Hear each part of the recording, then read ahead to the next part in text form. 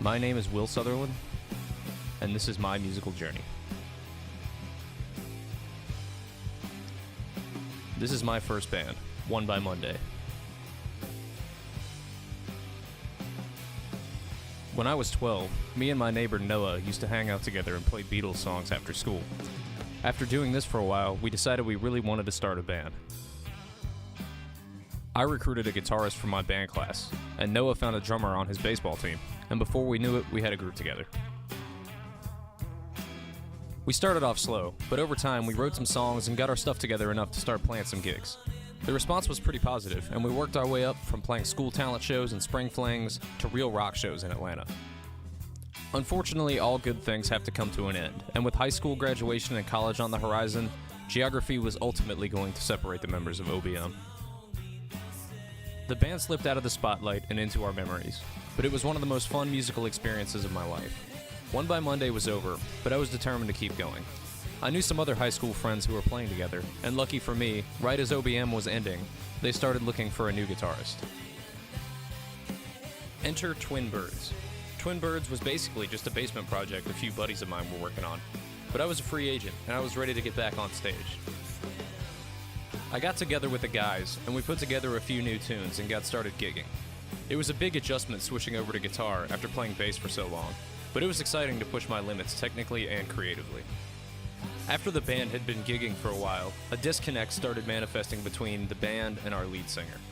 We all respected how talented he was, but for creative and personal reasons, the band eventually had to move on without him. This is the point where I volunteered to take lead vocals and front the band. I was really nervous at first because I didn't have as much experience as our former singer, but I took a chance because I felt it was finally time for me to go for it with all the songs I was writing. As we adapted the new lineup, things actually got a lot better.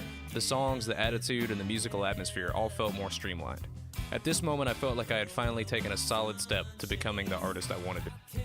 However, as time went on, it became clear to me that the only one I really trusted with the vision for the band was my bassist Charles.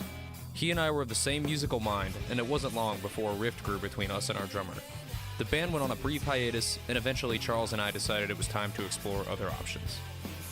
As the band grew dormant, another local band we recently befriended became our potential way out of the stagnant Twin Birds.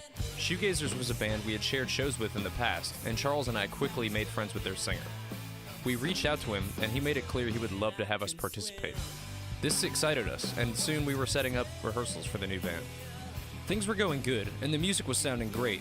The only problem was that the songs Charles and I were looking to bring over from Twin Birds were not part of Jake's long-term plan.